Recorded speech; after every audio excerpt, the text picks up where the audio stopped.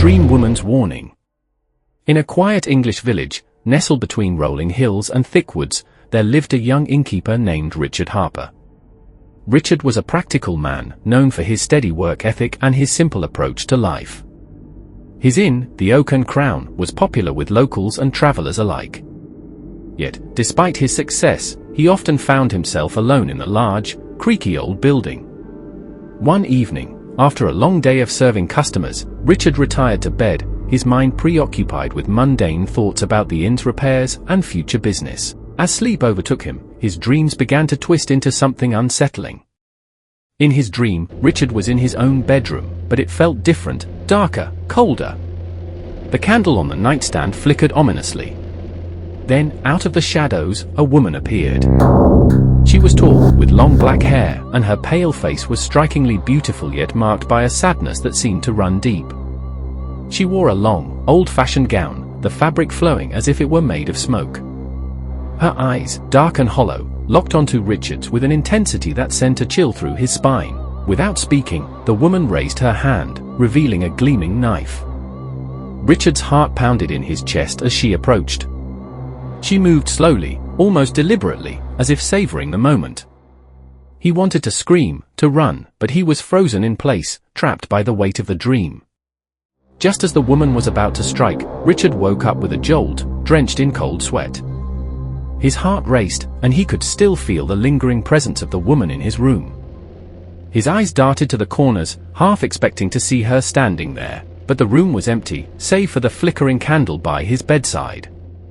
It was just a dream, he told himself. A terrible, vivid dream. The next day, Richard tried to shake off the unease, but the image of the dream woman haunted him. Her pale face, her eyes filled with both sorrow and malice, the knife in her hand, it all felt too real. Days passed, and though he tried to forget, the dream returned, each time more vivid than the last. Every night, the same woman, the same knife, and the same terrifying moment where she approached him, ready to strike. Richard became obsessed with the dream, convinced it was more than just a nightmare.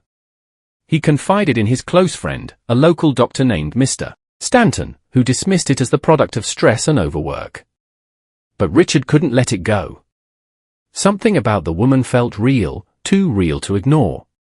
One evening, a strange traveler arrived at the inn. She was an old woman, hunched with age, her eyes sharp and knowing. As Richard served her dinner, she observed him closely. "You seem troubled, young man," she said in a raspy voice. "I've seen that look before. You've been visited, haven't you?" Richard's heart skipped a beat. "What do you mean, visited?" The old woman leaned in, her voice lowering to a whisper.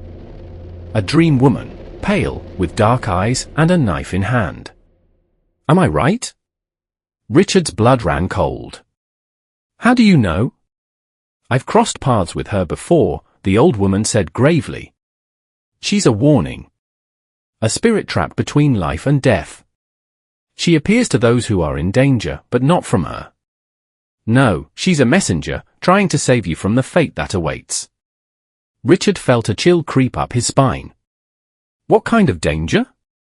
"The kind that's close," the old woman replied. "Someone near you means you harm. Someone you trust." That night, Richard couldn't sleep. The old woman's words echoed in his mind. Someone he trusted? Who could it be? He thought of his regular patrons, his neighbors, even his staff. They were all friendly, loyal, and trustworthy, weren't they? The dream came again that night, but this time it was different. The dream woman stood by his bed, as usual, but instead of raising the knife, she spoke for the first time. "Beware the one who smiles," she whispered. "Beware the one with kind words, for their heart is dark." Richard woke up in a panic, her words ringing in his ears. The next day, he watched everyone closely, scrutinizing their words, their smiles. He felt paranoid, but he couldn't ignore the warning. Later that week, Richard's longtime employee, Tom, who had worked at the inn for years, approached him with a grin. Tom had always been reliable, a kind man who Richard considered more of a friend than an employee. But now, that smile seemed sinister. "I've been thinking, Richard," Tom said, his voice friendly as always, "maybe we could make some changes around here. Share some of the profits, take the business in a new direction." Richard felt a knot form in his stomach.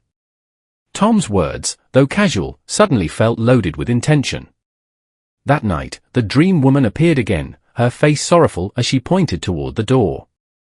Richard woke with a start and made a decision. He would confront Tom. The following day, Richard called Tom into his office. The conversation quickly turned tense. Tom, sensing that Richard had grown suspicious, tried to laugh it off, but the truth was already bubbling to the surface. Finally, Tom snapped, his friendly demeanor melting away. "You always were too naive, Richard," Tom said, his voice dripping with malice. "You never suspected a thing. I've been skimming money from you for months, planning to take over this place once I had enough." But now, Tom reached into his coat, pulling out a small, sharp knife, just like the one from Richard's dreams. Richard's heart raced. He was face to face with the danger the dream woman had warned him about. But this time, he was prepared. In the moment Tom lunged, Richard dodged and managed to wrestle the knife away, pinning Tom to the ground. Tom was arrested that evening, and as Richard stood in the now empty inn, he felt an overwhelming sense of relief. The dream woman had been right, she had been warning him all along. That night, as Richard drifted to sleep, the dream returned. But this time, the woman's face was no longer filled with sorrow. She stood at the foot of his bed, her expression calm, almost grateful. Without a word, she faded into the shadows, leaving Richard to sleep peacefully for the first time in weeks. The dream woman never visited again.